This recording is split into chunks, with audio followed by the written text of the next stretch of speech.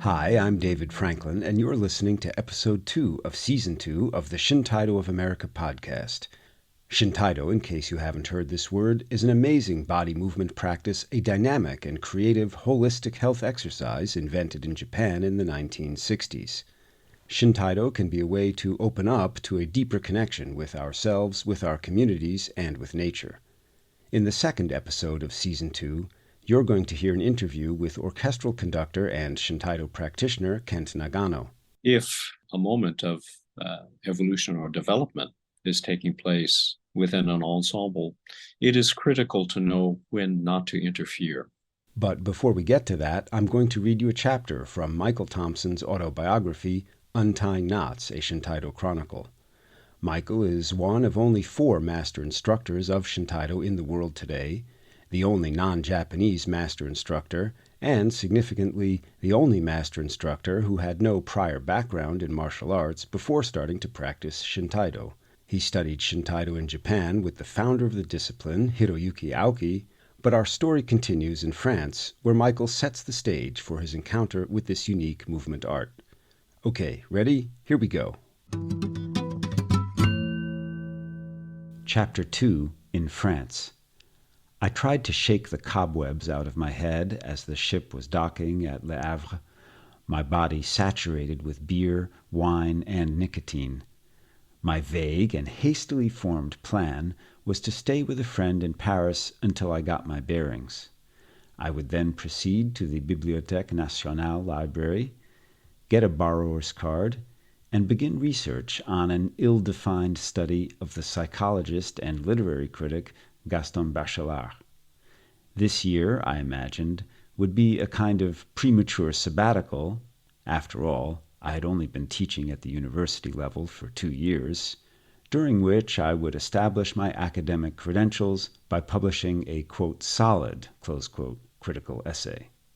I proceeded from the Gare Saint-Lazare, named after Lazarus, an appropriate touch, I thought, to my friend's place in the Marais district of Paris on the Rue Saint-Paul, another foreshadowing of what was to come. In my letter, I had asked if I could stay for a couple of weeks, and when I saw the apartment, I was surprised to learn that he had a roommate, and they shared a single room with a very rudimentary kitchen, sink and gas hot plate, and that was it. The toilet was Turkish style, and was in the hallway, used in common by the tenants of 4 apartments. My new roommates generously welcomed me and set up a kind of hammock for me between their 2 foam rubber sleeping mattresses. I slept very badly the first night, suffering from a mild form of the DTs, since I had had no alcohol in 24 hours. The next day I ran out and bought a 6-pack of beer and a carton of cigarettes. Although I had formulated the project of doing research, my real intention was to throw myself into a hedonistic, bohemian lifestyle, succumbing to decadence if need be. My 2 previous stays in Paris had been devoted to study and the writing of my doctoral dissertation, so I was determined to lead an unfettered existence this time around. During my previous stay in Paris, my friend and I had consumed a lot of booze and reveled in our mutual feelings of existential alienation, so I thought I would have a partner for this excursion to the dark side of my being. Of course, this is not how things worked out.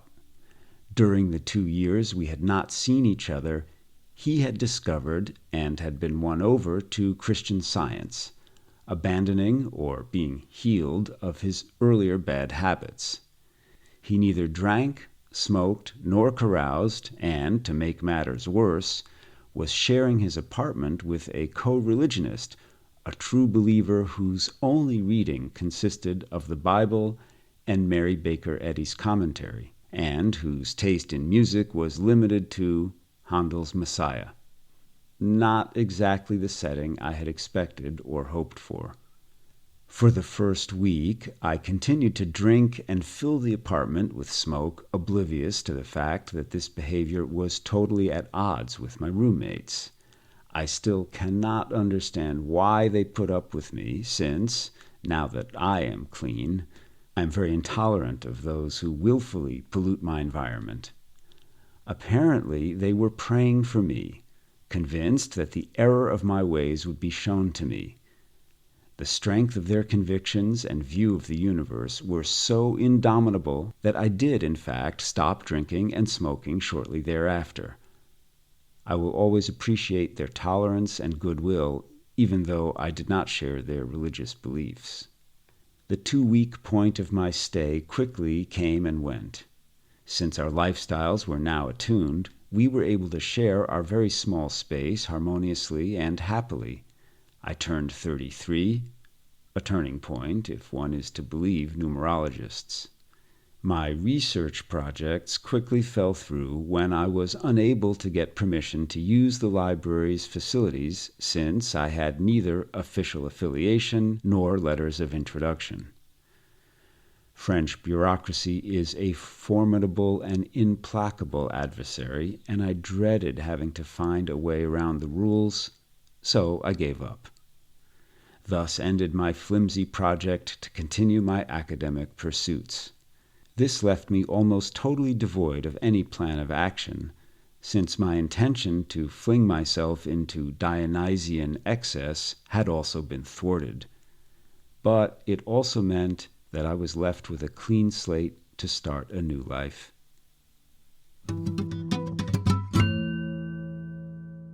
You've just been hearing a reading from Michael Thompson's Untying Knots, a Shintaido Chronicle, and this is the Shintaido of America podcast. I'm David Franklin.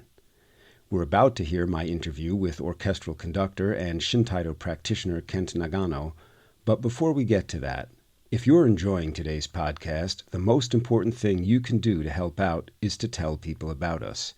I want to give a big shout out to those of you who have already shared the podcast on social media and who gave us a good rating on whichever podcasting app you're using. If you haven't done that yet, it would be great if you could just hit pause and do that right now. Share the podcast on social media and give us a good rating, and then hit play again. I'll wait.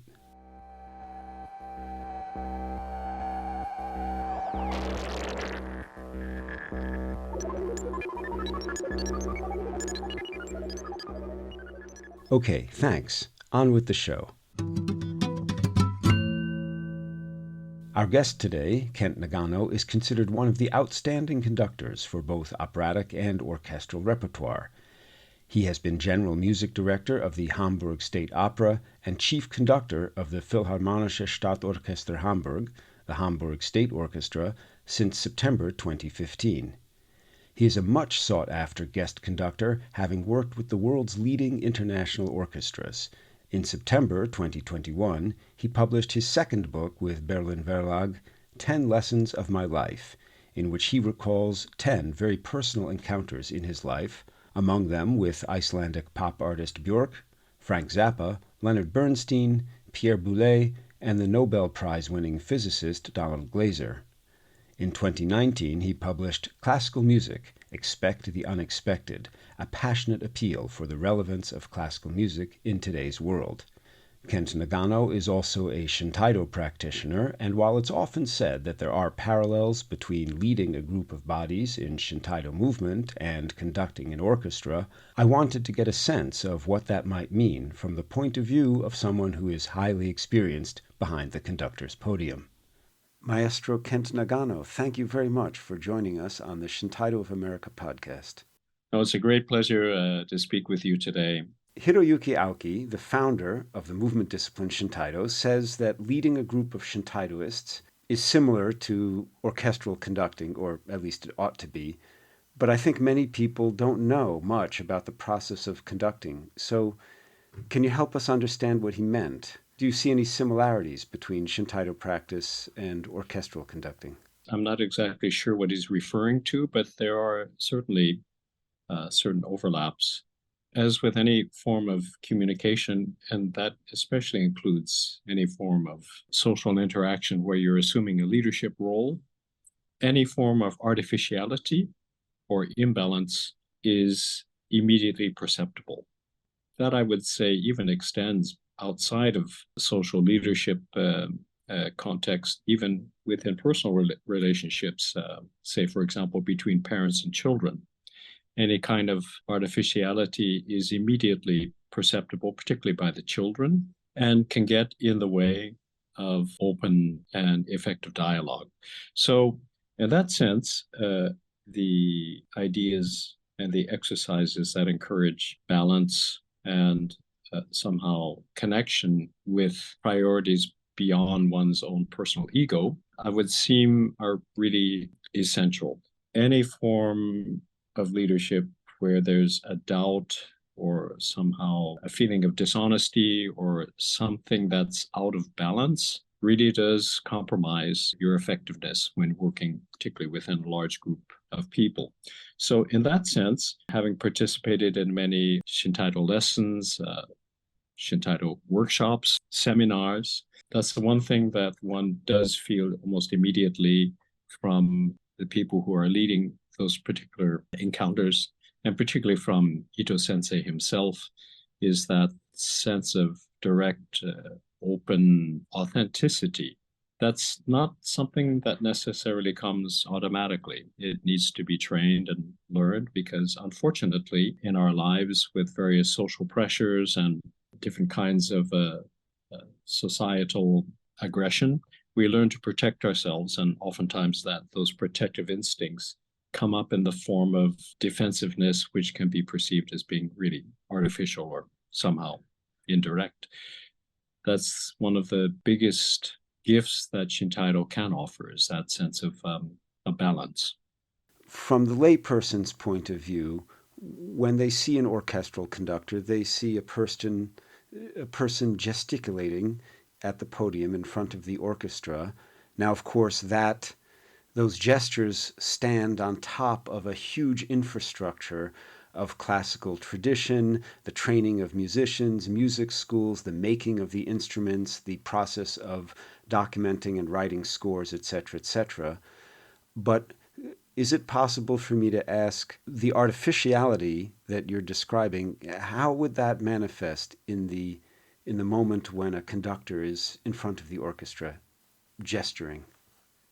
The art of conducting is tied to the word conduit, which means through which some communication or something is passed, is exchanged. And a great aid to that is if your physical movements correspond to what would be agreed as an understandable form of communication. So that being said, if you were to look at, say, 3 professional conductors and observe their gestures, everyone would agree that those gestures are very, very different. They're not the same. So the question comes then, what is it exactly? What is effective conducting technique? Conducting technique is essentially how effective you're able to communicate.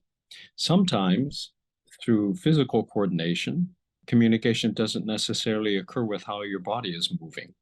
Communication may occur through body language of a different sort. Sometimes we say the most effective way to make music is to follow each other's heart, or to follow each other's essence. We particularly say that when we're playing chamber music, for example, where there is no verbal dialogue during a performance, but there is a lot of communication taking place. There's no real conductor. There is physical movement, but it's actually through a sense of living, timing, of somehow a communication of what could or might be appropriate happening or experience in the future. And that, in the end, has nothing to do with a universal code of movement. It's just something completely natural. And again, the ties into Shintaido are really obvious because in your nearly every lesson that you take as a practitioner of Shintaido, you're learning fluid and very, very natural body movements through which communicate really this sense of what could or would be appropriate experience that would happen in the near future or in the far future. So, in short, yes, there are professional, technical movements that would be agreed as a form of communication of certain things like time or pulse or intensity or dynamics or change or acceleration or slowing down. There is an accepted visual code, but it is brought into question because when you look at people who actually are communicating that, they can at times be so different that it's difficult to really ascertain what they are. It really is a personal form of communication that's based upon a fluidity of body movement. I heard an interview with Sir Georg Scholti in which he described his process as a conductor. He says, first I rehearse the orchestra very hard so that they would be able to play the concert without me. On the day of the concert, I don't think about music at all. Then I walk into the concert hall and give the orchestra that something extra, that oomph, to really energize the performance. As a conductor yourself, regardless of what you think about Schulte, can you say anything about what that extra oomph, what does he mean by that, or how is it achieved? Music is a performance art where, in that sense, it's ephemeral. The performance basically occurs in the past because by the time you hear performance, sound waves or light waves travel at a speed that is not instantaneous. It takes a moment to become perceptible by a public member. And so really you are existentially speaking, experiencing the past. And in that sense, musical performance is like a living organism, and that there is a birth, there's a lifespan, and there is an end, there's a death to the performance. And when it's gone, it doesn't exist anymore. That's different from painting, it's different from sculpture, it's different from literature, from poetry, where there is something physical which lasts beyond the creator. In that sense, if it is a moment, an existential moment where one is experiencing the past, yes, but you're also living in the present and you're keenly aware of the future. That's why you know and what to expect in the next note of a melody if you know it well. And if that particular note doesn't come, you perceive it either as a mistake or as some sort of oddity. So simultaneously experiencing past, present, and future at the same time makes being part of a musical performance very, very special. We oftentimes say that a performance, it requires at minimum 3 participants. First of all, there has to be a composer. If you're improvising, there needs to be a composer of some sort. There needs to be an interpreter, someone who is interpreting what the composer has written. And there needs to be a public through which dialogue can take place. If any one of those 3 does not exist, then you cannot have a performance. So we especially felt that recently during the coronavirus period where public was not allowed to attend, and many, many institutions, including my own, were reduced to basically recording for time-lapse streaming, even real-time streaming. There's a huge delay. So the question was, is this really a performance in the true definition of the sense? And many of us felt that, well, yes, it is a representation of a performance, which is really at a time of universal crisis like a pandemic is. It is a form of communication that is essential. But from a real point of view, a real definition, as now today we live at a time where the coronavirus is still with us, but many of the social restrictions have been lifted so that we can return to some sort of semblance of normal social intercourse. And audience, composer, and public performers, we all feel that we have an enormous thirst or a hunger for this live performance again. It is irreplaceable. live. That's what Sir George Schulte was referring to. You can rehearse in a studio. You can study in a private at a private desk. You can go to a library. You can prepare yourself meticulously, which you must as a professional. But that is not the same thing as a performance. A performance is ephemeral.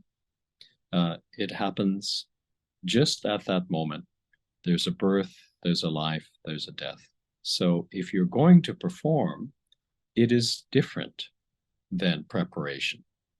It's a completely different moment. It requires different energy, just like a life requires different energy than thinking about life. So that was what I'm sure what Michael Schulte was referring to. And I think the only parallel that one can draw from Shintaido is if you're in a situation where you're required to use those Shintaido skills in an active way towards how it was conceived. So in that sense, believe me, you will find a moment of extra oomph if you are in a perilous situation and you need to apply the techniques which you've been trained, which you've learned, and suddenly they require engagement in a sense of performance. I would even say a workshop or a drill is not really a performance. It's maybe a display. But maybe in a competition, maybe then comes this moment of performance. But well, certainly in real life, in a threatening situation, that would be considered a performance. And of course, in Shintaido, we have examinations and evaluations, which are, in fact, public performances. One of the things, when you were discussing the relationship to present, past, and future, and of course, I understand that you mean, in a literal sense, perhaps fractions of a second in the past, but it doesn't matter because the metaphor still applies. It reminded me of a concept in Shintaido, which you may have heard of, A timing, B timing, and C timing. C timing meaning that you react to the attack after it has already started. B timing meaning that you react just at the same moment simultaneously. And A timing meaning you are sensitive enough to react and avoid the situation even occurring by reacting before it happens. Now, that has a martial arts application, but I also see it as metaphorically perhaps having a broader application. And that's why I asked the question about the timing of gestures. Because when I was watching Riccardo Muti conducting the Chicago Symphony Orchestra, it seemed to me as a layperson that some of his gestures were synchronized with the rhythm, some of them anticipated what was coming next. And so I was curious about that aspect of communication with the orchestra. Well, part of effective leadership in any form, whether it's in music or the political arena or directing a business, is sensing when it's best not to interfere. Because movement and inertia, they are phenomena that take place in spite of sort of physical interference at all. They just exist. They're properties of physics. And the same thing with a live performance. An ensemble of highly trained professional musicians, of course, are capable of performing perfectly well without a conductor standing in front of them. Whether or not that performance is coherent or of a especially high artistic level of expression, that's a different matter. Simply performing the work is something that virtually any well-trained professional group of musicians can do. If a moment of evolution or development is taking place within an ensemble, it is critical to know when not to interfere, because that can be extremely distracting. However, at critical moments of transition, evolution, or development, change take place, at that moment, leadership is essential for ensemble. And that's when, of course, somehow to collectively breathe or collectively orient oneself to what could or would be appropriate in the near future, that's when it really is important to have effective leadership. So, yeah, physical gestures, it depends on the context of where those gestures are taking place. Are there any questions that you really want me to ask you to give you a chance to say something you didn't say yet? Well, no, I mean, I just said it. The important thing is that the lessons that one learns through Shintaido, they really do influence and last a lifetime if you really absorb them well. It goes beyond just simply learning particular movements, because it's a way of that I would say involves all dimensions of being, the physical being, the mental being, the contact with the environment, which is so essential. And those principles of balance, I guess that would be the shortcut to say it. If they are ever to be lost, then your quality of life definitely will suffer consequences. That's why it's important, at least for me personally, to make sure that not only do those principles stay active, but actually they are allowed to develop and grow with experience. Kent Nagano and I continued chatting informally for a few minutes after the interview had officially ended, and he told me this interesting story about how he had invited Master Shintaido instructor Hiroyoshi Ito to give a Shintaido workshop for his orchestra. As a part of my rehearsal, to have Ito come in and lead a Shintaido workshop, because I felt, well, it cannot but help our sense of ensemble. Just an awareness of playing together, of making music together.